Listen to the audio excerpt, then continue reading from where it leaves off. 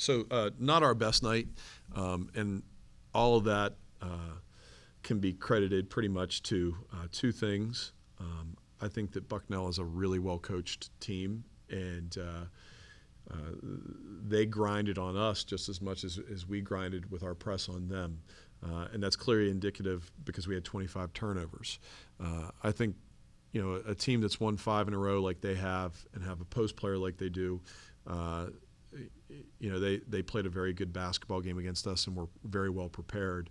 And we played a little bit more their style than ours. We just couldn't generate enough turnovers from them, and that credit goes to their coach. Also, I do think that that when we get closer to finals week, we're actually really good within finals week.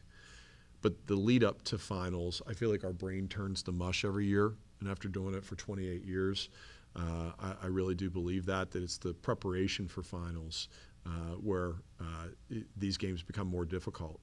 Also, in one-day prep, I feel really good to get a win against a good Bucknell team, to get a win, and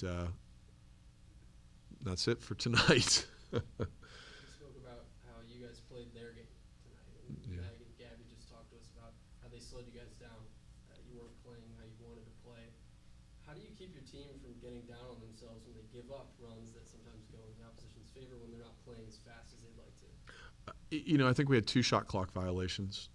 We had 2 times where it was close to being a 10-second backcourt, and we just could not quite generate those in large volume.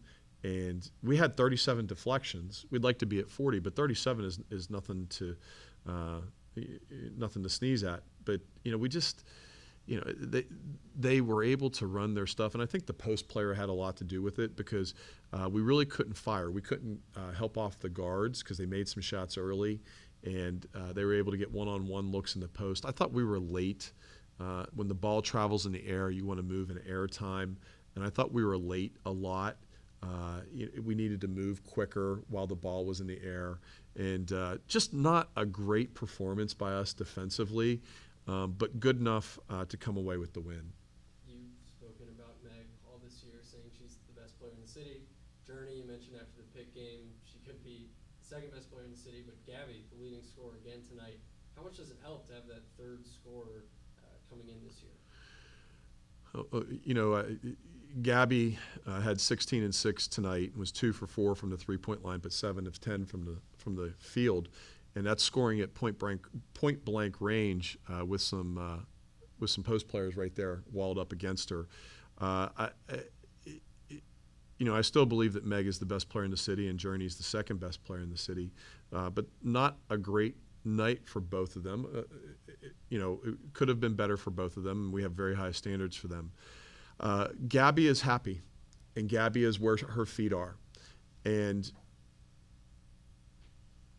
Gabby is happy, and she's where her feet are. And she feels like that she's cared for, and she feels like that she is trusted. And when you have that type of situation, you're able to thrive, and she's done that. 25 turnovers, you mentioned. Is that self-inflicted completely? You gave credit to Bucknell in the intro there, but what's up with the 25 turnovers? I'll blame me for some of it. They played pack line, and we drove the ball, and they were really good at moving in airtime and getting to that next pass when we wanted to swing it opposite. And you got to give them credit for doing those things.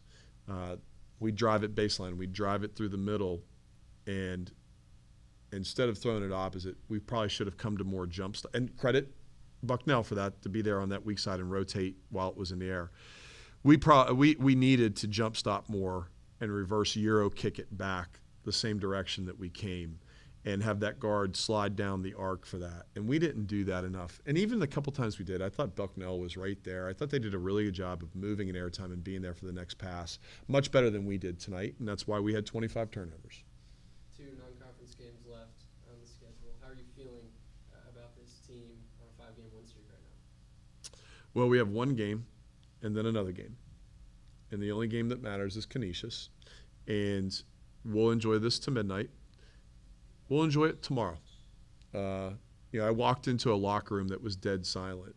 And too many times in my coaching career when I was younger, I didn't celebrate wins because it wasn't pretty or it didn't feel good and all this other BS malarkey that coaches talk about.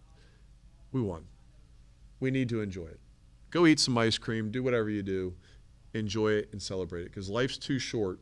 We'll figure out what we did wrong and why we had 25 turnovers and some of the other things, and I have some ideas, but I'm not going to worry about it for another day and a half. I'll look at it on Thursday. Tonight I'm going to enjoy my family, eat some ice cream. Tomorrow, I don't know what I'm going to do. I'm going to do something. But, we'll get back on the horse on Thursday, and we'll be very limited because our kids are in finals at this point. And so what we will do is more than likely small individual work, some shooting, maybe just come in and play one quarter, 10, 12 minutes, the way that we play, and then get out of here. But, I couldn't tell you anything about Canisius because I only prepped for one game, and I prepped for Bucknell today. So I won't have an idea of what Canisius is until Thursday. By Thursday at 2 o'clock, I'll know everything about them. But you have to give Bucknell a lot of credit today because they were very well prepared for us. Coach, in the fourth quarter, you changed your defensive scheme from a full court man-to-man press to more of a zone type. What's your coaching mindset behind that defensive scheme switch there in the fourth quarter? Well, there's a couple things. What is the rhythm? What is happening? Are we generating turnovers? Are we generating deflections? Are they getting the ball over half court with 22, 24, or just by the skin of their teeth? And also, if you put a little bit of a lead together and it's going to be a lead for the other team to overcome because they're playing very methodical and slow, you also don't want to have anybody get hurt. And I had Meg on the floor, and I had Anj, and I had Journey on the floor. And that ball screen that they set in the middle of the floor, we didn't do a good enough job of communicating that. And Ramey almost had her head taken off in the first 2 quarters with that.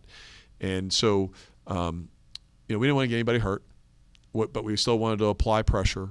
And then it's just a rhythm thing. Like if something's not working, we're going to try something else and ride it until it doesn't work again. And so that's the best answer I could give you without going back and really deciphering the film and watching the film. That's a good question. Okay. Hey, I thank you for supporting women's basketball, and we'll see you on Sunday against Canisius. Thank you. Thank you. Thanks, everybody.